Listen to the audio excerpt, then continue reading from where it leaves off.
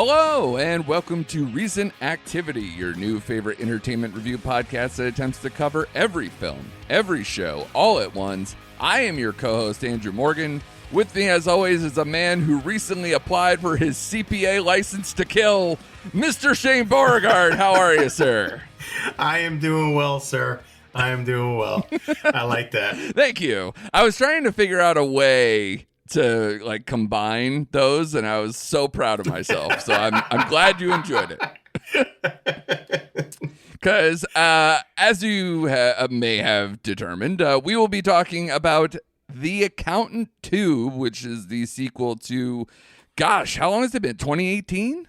Something?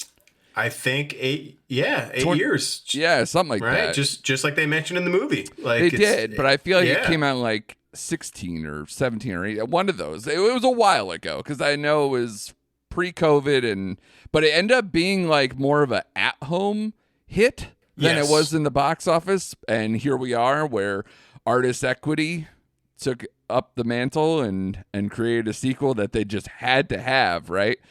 Produced by Affleck and Damon and starring Affleck and bringing back Bernthal and the whole nine. So we will talk about The Accountant 2. We will talk about the Dope Thief season finale, because we've been kind of tracking this show as well. But up top, we will talk about one of Shane's sexy boyfriends, Mr. Tom Hardy, in the latest Gareth Evans movie, Havoc, which came out on Netflix. So as per usual, my thoughts are out at least on the internet, and I assume you've probably read them. So sure did. I have no idea what you think. Knowing you, I have a basis for what you think, and I think we're probably on the same page, but I want to hear from you, because this is a guy who's near and dear to our hearts. I don't know if you're watching or have watched Gangs of London. I did not, and I don't know what's wrong with me. I think it's just simply, I always forget about it because it's out of sight, out of mind, not in a streamer.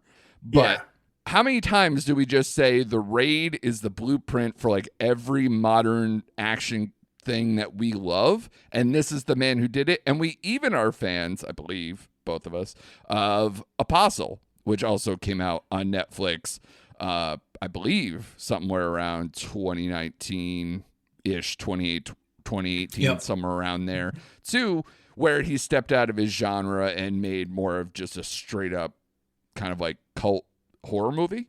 Mm-hmm. But now he's bringing in the heavy hitters. He's trying to do American so he's a Welsh director who was known for making these amazing Indonesian crime action thrillers, then goes to Gangs of New London, where he could do Home Court, and even Apostle, I think, is that supposed to be England as well? I think somewhere around there, yeah. And now he's finally making a quote American movie that, of course, he shot in Wales. So Havoc is a long time coming. This was a movie that finished shooting in 2021 and is now coming out in 2025 with largely the backstory of it was hard to get people back together, whether it was because of the writer's strike, SAG strike, COVID, any of those things, getting people back together to shoot the additional, reshoots that they needed to finish this film. And then obviously it takes a while to get all the CGI and things that they did and try to put the puzzle pieces together, as Gareth Evans does with his particular type of action. And now it is finally here. Shane, where's your head at going into this movie? Were you thinking, oh, the delays are a red flag, I just love Gareth Evans, who gives a crap? Where's your head at? I'm in the I don't give a crap camp. You paired Gareth Evans up with Tom Hardy, who, by the way, is not just one of my guys. He's my number one prison boyfriend. So let's get that on the table. All right. He's over Grillo? Yeah, he's over Grillo. Oh, okay. He's over Grillo. Yeah. So just to one of these days we'll have to do the power rankings, because I feel like the Frank Grillo conversations happen a lot more. But continue. Okay, go ahead. So no, all the red, all that delay did not affect me at all, because I'm a big fan of obviously we both are, the Raid and everything he does. And like you, I'd never seen Gangs of London, and I only think because one, I don't have that available. But two, we have so much other shows going on. It's hard to squeeze everything in as much as we try. Yeah. Like we just cannot get everything in there. Sure. But I've heard glowing things about Gangs of London. So I was all set for this movie. So you're going to be a little surprised when I get into this a little bit. I really enjoyed it. Very entertaining. I can see, well, let me just backtrack so I don't lose myself. The opening scene kind of took me out just a little bit because of the video game masks they were wearing in the truck scene. That kind of took me a while to get adjusted to that. I don't think I liked that particular, but I like the scene itself, right? And I like what it sets up. I think for me, like what hurt this movie is the actual writing, the backstory of Tom Hardy and his daughter and his wife or ex-wife. Right. It just felt like, let's fill this in so we get to the action parts, right? And I'm okay with that. That's why I overlooked that part. Like I think he wanted to make Tom Hardy's character a little more complex and more layered. It just didn't come off that way. Yeah. Especially like he had like awkward moments with his partner that I was like, okay, like, bad guy trying to do right. But for hell's sake, man, like, and Forrest Whitaker was obviously Forrest Whitaker. He was fine. But the centerpieces of this movie is the nightclub scene. And then when we start talking about the end scene, the third act with the cabin scene. Yes. I mean, it was less, I noticed right away, because this is Tom Hardy we're talking about. And I had to think about his catalog a little bit because does a lot of varied roles, but he's never really done action per se. You know what I mean? Like a straight action movie. Kind of like, Ryan Gosling a couple years ago did a lot of stuff. He just never did the action genre. So I was kind of like, all right, how's this going to go off? And then the way Gareth did it was more, like you put it, and I'll just steal like what you wrote, was more John Woo gun fu than it was martial arts. Right. And that makes Which was sense. out of his own mouth, by the way. He wanted to make a love letter to those movies. Right.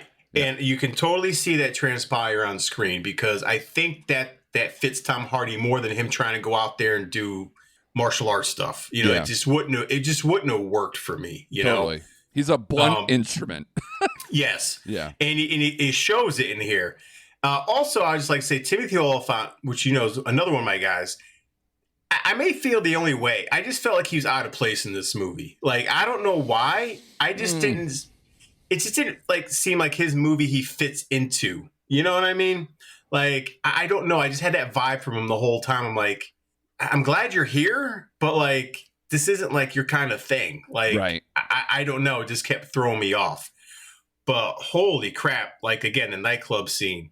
All the gunplay, the way the blood splatter and everything was shot and edited was just fantastic. And then it all crescendoed to that very cabin scene and the fish hook or whatever the hell he used under that. It was a spear gun. Yeah. Yeah, spear gun was fucking awesome. Yeah. So like while it lacks in like story content, it for sure makes up in action. For sure. So I enjoyed it. Like I really enjoyed it. Yeah. Yeah. I mean, again, like you said, my words are out there. I just want to put out there again because, not like everybody reads my stuff or anything, but I gave this a 4 out of 5 on the site, but that is also with the caveat of that we don't give half stars. So I always cheat up if more often than not to, show, especially if it's a higher score.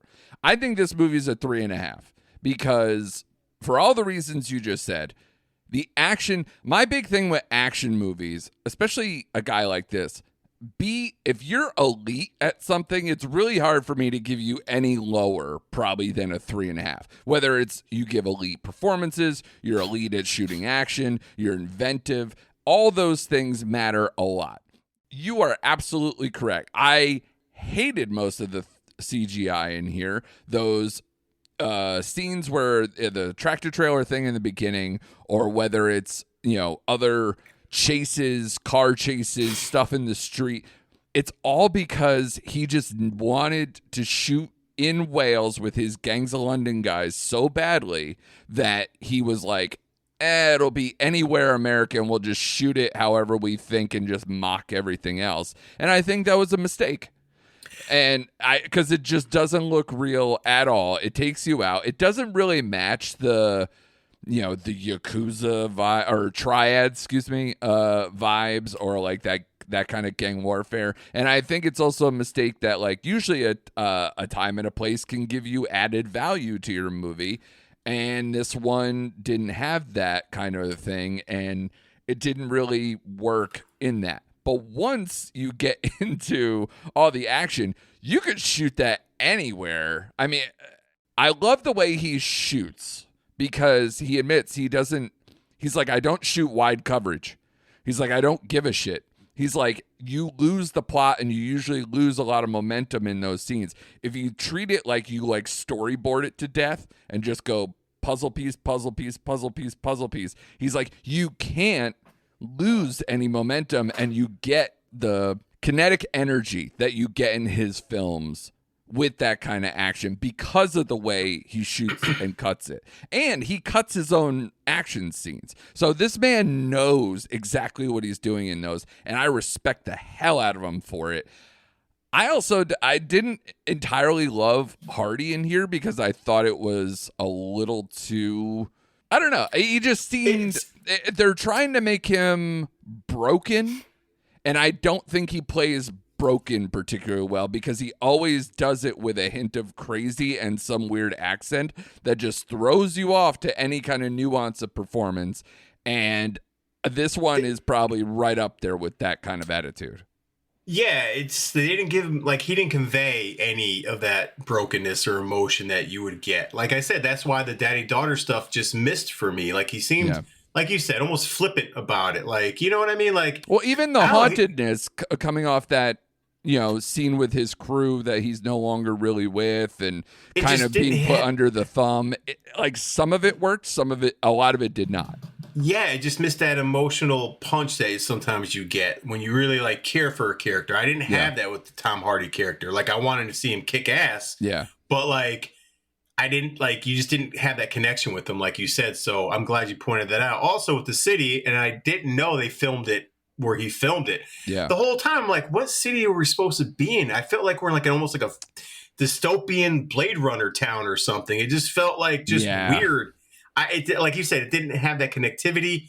But once they got into the scenes, everything just kind of faded away. I'm like, all right, so like I forgave all the sins of what he did because of certain scenes we had in this movie. Kind of carried it and elevated this movie. Because I also gave this movie a 3.5. Okay, good. Yeah.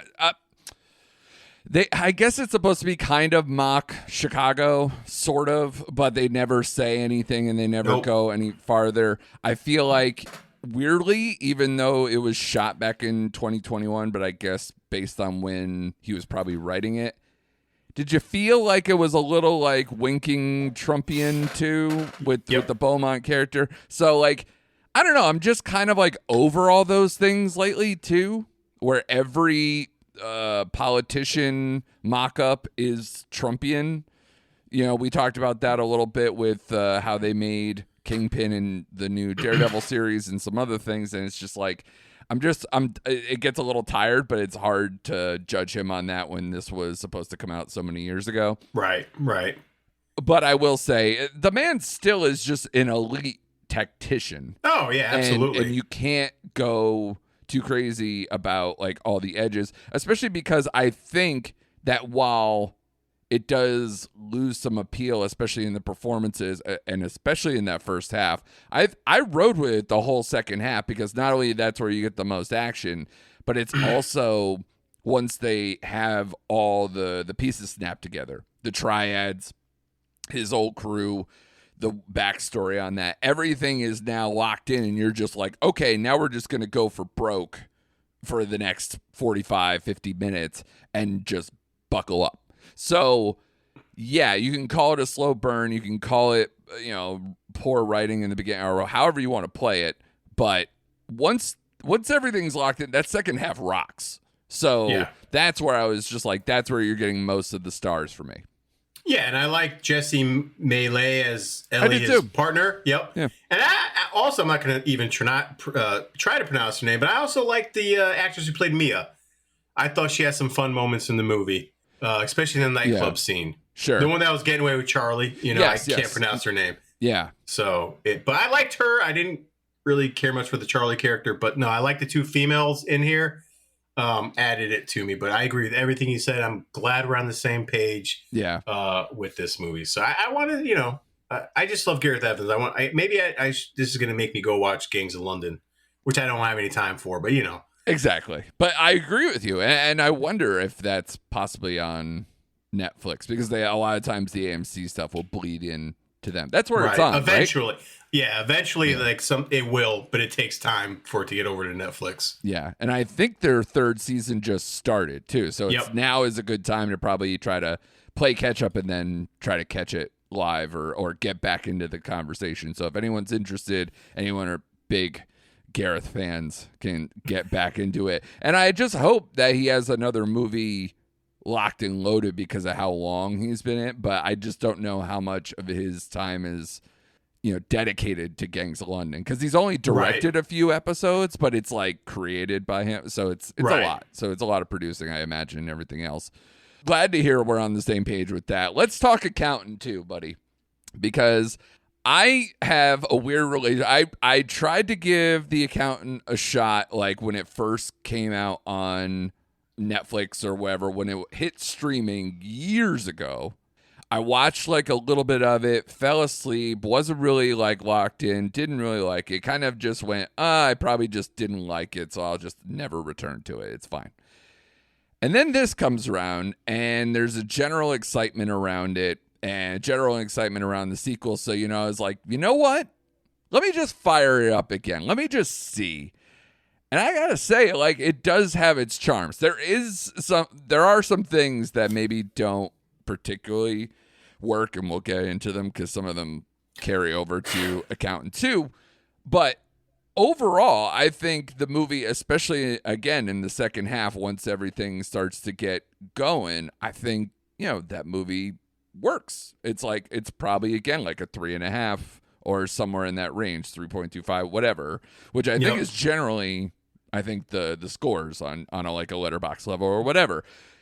And I thought, like, okay, I guess I could see the way it ended and all these things. I guess I could see where a part 2 would go. But then it's been some years now, and here we are where, like, essentially the previous movie ends with the two brothers, Affleck, playing Christopher Wolf, I guess is the alias that he's going for. Or is that? I have so many questions on the Christopher Wolf thing, because it's not his alias, or it is. Like, I know Braxton's his brother's real name, but I don't hear him being called Braxton Wolf.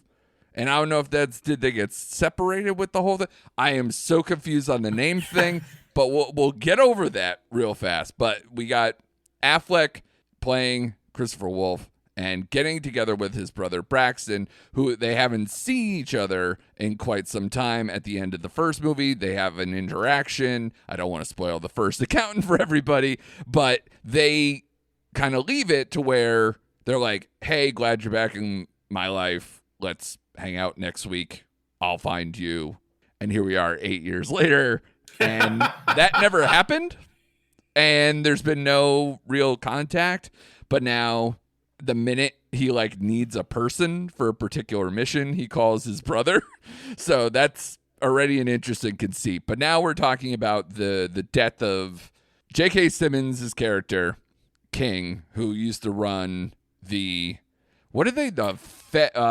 Treasury.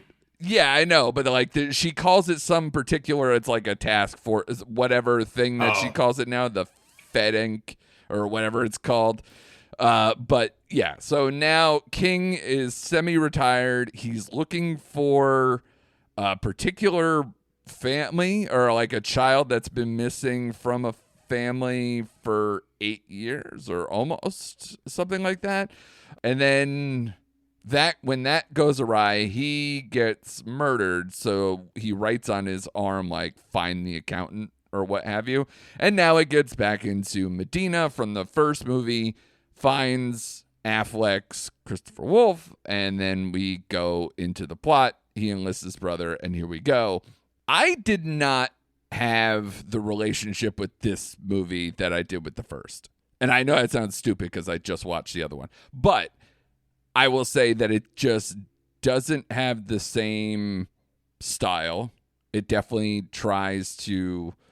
it doesn't know what kind of movie it wants to be. And it definitely feels like a reaction to not only I don't know if it was rushed because of just the success that the original one had kind of late because of its, streaming VOD life, or it also feels like post Sound of Freedom / Working Man, like all these movies now have this child trafficking, human trafficking element that's, I just don't seem to lock in or care a lot on these, and especially because I kind of know where that feeling is coming from, and it almost turns into like this political division. And if that's your backdrop, and that largely has nothing to do with the characters that I rode with from the first one that carried over, then I don't understand how I'm supposed to care. And the stuff with Affleck and Bernthal comes in. It's fun at times. It turns into Roadhouse for like 5 minutes, and that was kind of fun. And then, there's a few moments, but I don't know, man. I just feel like a lot of this stuff was unearned, or it just didn't flow. And by the end of it, I was like, that just happened. I don't really care. Okay. Well, it's good. The good news is we are again on the same page. Wow. Yeah. I enjoyed the first one more. Now, to me, parts of this were entertaining, like you said, once it kind of gets going. But again, the storyline I didn't care about. Yeah. As opposed to the first one, he actually goes in there to do his accountant thing. You know what I mean? And like he uncovers all this stuff behind this corporation. And no accounting in this one. Yeah, no. Well, actually, the whole pizza scene was actually kind of funny. That was kind of funny. You're right. Yeah, you're right. But that there's a scene in there, and we won't spoil it. But 2 that was minutes probably of the movie. That was the funniest scene. But I just felt like they didn't know what kind of movie they wanted to make here. I felt like they wanted to make a Braxton and Christopher Wolf brother family angle, and like you said, sometimes it worked, and sometimes it just. I was kind of over it. Like you said, the Roadhouse scene, I enjoyed. You know what I mean? Like, I had a good time with that. Sure. I like John Bernthal's character, and I like Braxton's attitude. I like how he carries himself. I like his back and forth with Ben Affleck. I think they make a good pair. It's just like, it's almost like they wanted to make brothers come back together, family movie. Again, I just had issues with. That's my main issue with the movie. It's like they didn't know what they exactly wanted to do. I didn't care about the plot. Again, the child. I just saw that in Working Man, so I'm like, okay. It just didn't feel like an accountant movie. It just, like you said, maybe a reaction to the cult following it's gotten after years of release. They're like, oh man, like a lot of people like this. Let's go make another one. Now, again, entertaining, yes. Different tone than the first one, yes. Not as well written as the first. Not that the first one's a masterpiece, but at least the first one had a cohesive story to it. So yeah, man, it just kind of. I don't want to say it fell totally flat for me, but it wasn't what I was hoping it would be coming off the first one. And we're in minority, by the way. The feedback I'm getting is people enjoy the second one more because I don't get it. Because of the brother, you get more of them on screen together throughout the movie, and that's what they wanted. Okay. Which again, it's cool because give me more Birth now. You know what I mean? Just give me more him. I like him. I would love to see them in a movie where Affleck can actually be Affleck, because this is my thing. The stuff I thought was that didn't work as well with the first one, where I can't fully put my arms around it, is I don't really like the actress who plays Medina, and I don't love her vibe.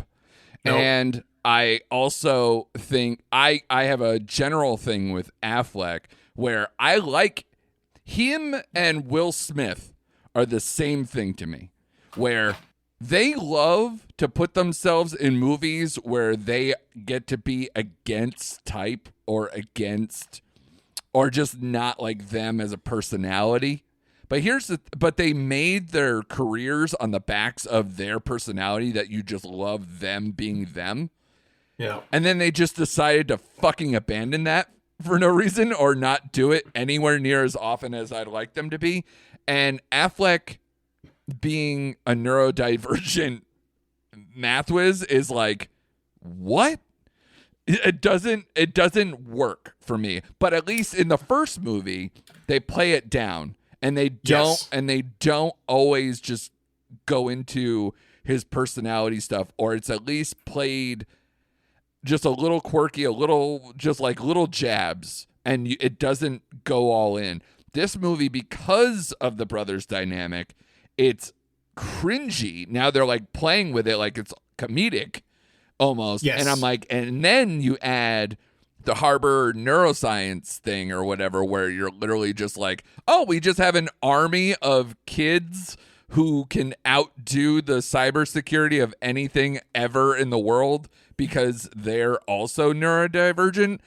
Now we're getting it. So we're straining credulity on top of being like, I guess it feels like it's in on the joke, and some people are fine and cool with that. I just think like because they just don't match as a tonal thing with the two movies, it throws me off too much, and it just doesn't do it. And I'll tell you, one of my favorite things from the first movie is Simmons. And Simmons, like, I'm glad they included him, but it's too little, and then it goes into something else, and that's where I lose the plot. Yeah, no, I totally understand. And going back to the first one, and I always defend Affleck, right? I like him. He's fine. He's not the greatest actor, but I defend him because some people say, oh, that's one of his best roles because he plays autistic and that's kind of how he acts. I'm like, well, hold up. First of all, calm down. No, I know. I'm just teasing. But there are people who say, well, he's not a great actor, so for him to play an autistic guy, it kind of matches. I'm like, oh, okay, whatever. That's obnoxious. But he actually did a better, like you said, it was more, I don't know. I just felt like in the second one, he was too playful with it, and they tried to make it too jokey. And like, again, some lines worked, some lines were cringy and didn't work. That dating thing was just, I was like, if this is where it's going to go, I might have a problem. Right. They just kind of made it too playful, and I had a little bit issue with it compared to how he played it in the first one. So again, it didn't match tonally. So it just was like two different movies totally. I don't know. The vibes were off on this one. So I ended up giving this, I still gave this one a 3. Yeah, I think that's fair. Yeah, because to me, it not exists. a 2.5. Although right? to me, we always talk about this all the time, like a weak 3, strong 3, blah, blah, blah. So we're not playing with quarter numbers or whatever. I would say that, like, because I think I gave The Amateur a 3. The Amateur is a strong 3. Novocaine was a strong 3. This is a weak 3 that if we were playing cheat codes could be called a 2.75. That's my brain. That's fair. I mean, that's fair. You're not going to get any arguments out of me. Yeah. So, but I will tell you, if this is like, if they're now going to be like, this is now the continuing adventures of this, and they're going to make more of these because this is doing pretty good box office. I don't know what the budget was for it, and I'm so torn because I just don't think you're just going to get a lot of support from me, but I would think. I always like it when artist equity movies succeed because there's like just a general, like, those are my boys. I love seeing them succeed at being kind of their own little studio or their own little production company. I'm like, that's great. However, I don't know. I just don't see a path forward. I don't either.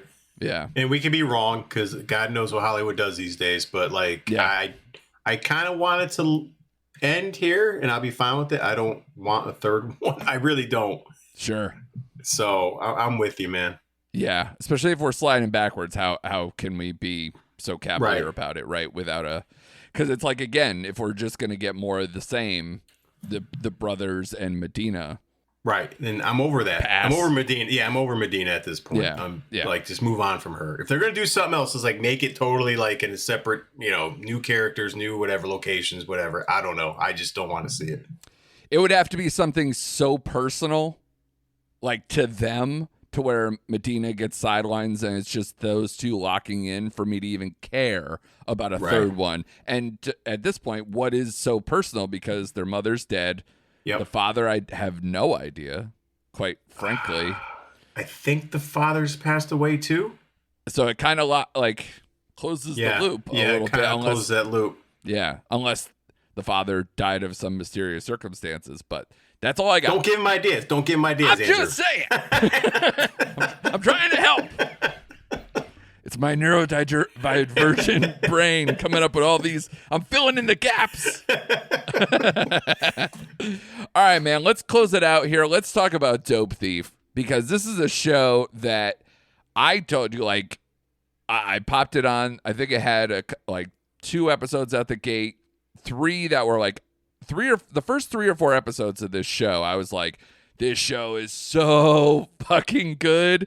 It is such a great cat and mouse. It's such a, like, even when it gets a little bigger, it still stays home because Brian Tyree Henry is so damn good and the cast around him is so good, but he's so captivating and so strong as the lead of this show. And I still believe all these things, by the way. But I felt like this show around the mid-range felt like it was spinning its wheels a little bit because it felt a little repetitive. Like we were only getting a little bit more information for a couple of episodes. But to me, we've now, the season's over.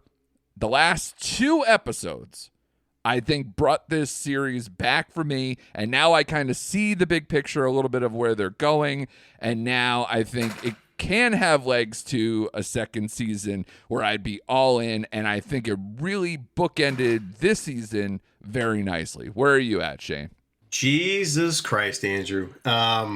Again, I feel the same exact way. Yeah. Such a strong start to the season where I was like all in.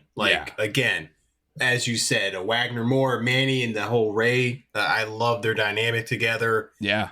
But like I felt like, I don't know, I just call it episodes 4, 5, and 6. I just almost started falling into a lull. Yes. Where I'm like, all right, man, like it's 10 weeks after the robbery. You're this big bad guy. You know where he's at. Just like this, pick it up. You're in hiding. We kind of know what's going on. Let's do it already. Yeah. Especially, every time you talk to the guy, he's like, I got eyes on you and this and that. And at the reveal, we won't spoil it, but like if he's such a big guy, like just handle, like I just don't understand why they dragged it for a couple episodes. And I'm like, all right. But then you're right. Episode 7, right back in. Turns into a horror movie. Yeah, that was such an hospital intense scene. Woo. Yes, that was such an intense episode. And then, of course, episode 8 was just great, a great finale to it. So it's like started great, lulled, and then finished on a high. Yeah. So maybe like they instead of 8, it could have been 6, and we wouldn't have had so many complaints about it because again, they did some exposition that I really didn't need. I'm sorry, like the whole him and the lawyer angle. Michelle, I didn't like. I didn't care. I didn't care for the lawyer character at all in this show. I mean, she's a good actress and she's pretty, and I like their kind of chemistry together. But she didn't serve a whole lot of purpose besides giving him cover at times and then also selling him out at times. So it was a weird dynamic for sure. Right. Teresa, I liked her. Ving Rhames was great, but Dustin, I don't know how to pronounce his last name.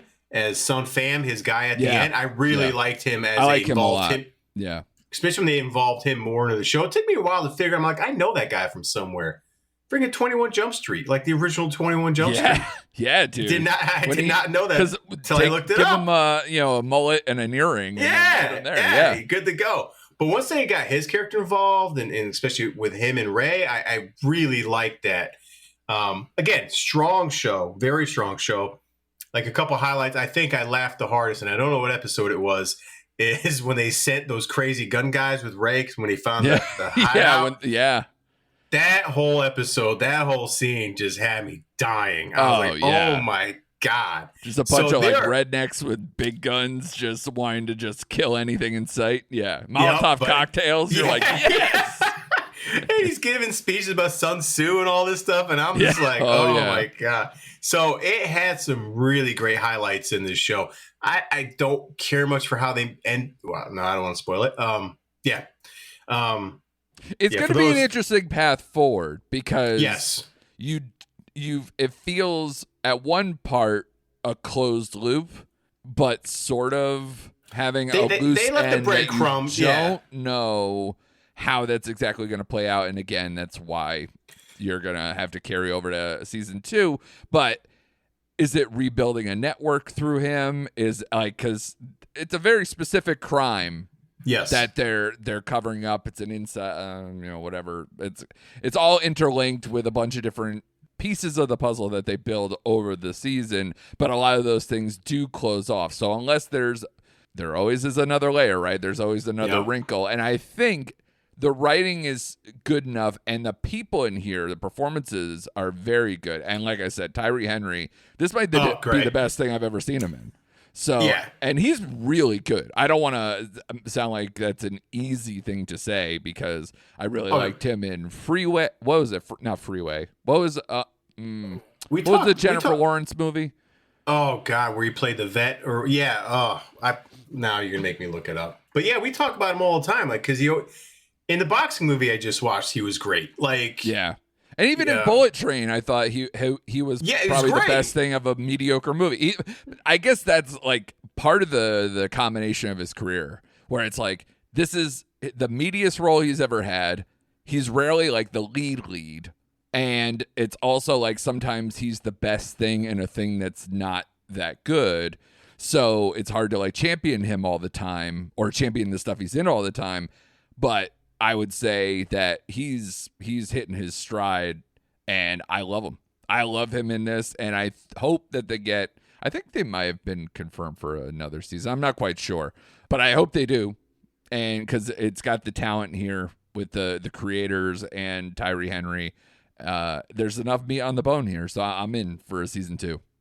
Causeway. That was the movie. So close. Freeway, Causeway. It's all the same. Depends on where you live. I feel like I'm in a Gallagher joke now. Why do we drive on parkways and park on driveways? I like this pathway out where he could do premium TV. He could go for broke. Yeah, and he could be in Godzilla movies. So yeah. Don't forget about those. It's true. It's true. Tickle your fancy there as well. But I really love him, and I think this is a breakout for him. And this is one of my favorite probably seasons of TV this year. I will say, because I was just about to say that, like if the season didn't have that lull in the middle episode, this probably would have been my favorite TV show of the year. Yeah, right. Yeah. But because of that, we'll see. Because we are watching, as we always mention, like an abundant amount of shows right now. Yeah. So we'll have to see when we do our stuff. It'd be interesting where we slot this compared to everything we're watching right now. Yeah, I think this is going to be more of a bloodbath at the mid-season point, especially now that I sent you along the Bear season 4 put their final season premiere date out there. I would assume they won't change stance and go week to week or only do a few to start and then drag this thing out. I really hope not. I hope it's the full freight again. But I believe, what was that? Late June? June 15th. Yeah. So that's right. Yeah. So we're right in the thick of it of, is it going to make the July 1st cutoff for us to be one of the best shows of the year too? Yeah. I'll just mention real quickly, and we won't get into it, but we haven't gotten to it yet in the show, Your Friends and Neighbors, which is also on Apple. Yeah, I got to start that. I haven't gotten there. Is on his 4th episode, and I'm actually liking that a little more than Dope Thief. Yeah, and I'm continuing to watch The Studio. I'm behind on that one. I'm 1 or 2 behind. 2 as of today behind. I'm behind that one. The Gemstones has 1 more episode left, and they're done. Right. And we've talked a lot of good TV to this point. So I it's really going to be a tough one. I think last year it was a little more simplistic where we're like, it really was. Okay, cool. It was like Shogun and what else you got? Like it was a little bit, and that was partially because I think we were a little behind the times on that too, because I was delayed on Mr. and Mrs. Smith and a few other ones that made it towards the end of the year for us as far as best of the year stuff. But yeah. I think it's going to be a lot more on the plate to be like, wow, remember that show? Wow, remember, like, this show is great, but it's my number 4 or whatever. Like, it's probably stuff that's going to come out of our mouths when we get to, like, the July 4th weekend or whatever we cover this stuff. But I will tell you, man, all 3 of these things have, a lot of good action stuff coming out on movies and TV. I purchased my Mission Impossible tickets already. I don't know if you did. Yeah. Because that's one I like. The people in my world, like, they're not with me. Like, there's no, like, field trip to go see Cruise end this thing. So I'm like, all right, well, if I'm going by myself, I'm going to get the best seats at the best viewing stuff, and let's just go, right? So I already bought it. I'm there. And, of course, we are going to have Thunderbolts this weekend, so Marvel's back in the picture. Yep. And we're getting into the summer season. So it's going to be a lot, man, and I'm all in for it. Is there anything for you action-wise? I'm in for Ballerina, but I got to tell you that latest trailer where they show more of how Wick is involved and knowing that it's between 2 and 3, I'm a little kind of like waning on that one. I'm not. Let's bring it on. I'm all for it. I'm sure the action will be good. Yeah, and I'm looking forward to the Bullet Train in a plane movie too. So was that Flight Path? What's it called? Flight Risk? No. Fire no, Flight? Something? Yeah, that's it. Yes, it. Fight or Flight. Yeah. The Josh Hartnett one, right? Is that what you're talking about? Yeah. Okay. I'm in on that. That comes out in a couple weeks. So So I'm in. There's some other stuff, and I can't remember off the top of my head, but there is some stuff I've been seeing recently coming out. I'm like, all right, we'll check that out. But let's go, baby. And let's go. I'm all in. Let's get this all together, man. I just feel like we're getting some momentum. TV and movies are just like, we love Sinners. We're talking good things on this one. Like, let's just keep the momentum going, because I need 2025 to cash the check that it wrote itself when they were like, survive to 25. Let's do this. Cool. Let's fucking do it already. Let's get to the end, because I'll tell you, the top 5 movies is gonna be a little lackluster compared to TV when we get there, if some of these don't hit. But that's right. We will cover next week all the Marvel stuff, how we're feeling going into Thunderbolts, how we feel on the way out, especially because there are going to be some mid-credit, end-credit stuff that is supposed to tip to Avengers Doomsday stuff. I don't know if it's going to tip too much into Fantastic Four, but I know that it's trying to move that momentum forward as we get to, I think they just started filming that. So we'll talk about all that Marvel stuff next week, but be sure to like, subscribe, tell a friend, get in on the conversation with us, because you're not going to want to miss us diving back into the Marvel fold again, because we've been, been so glowing over the last 2 things that they did. So are we going to hit the panic button again with Thunderbolts? Come back next week to find out on another episode of Recent Activity.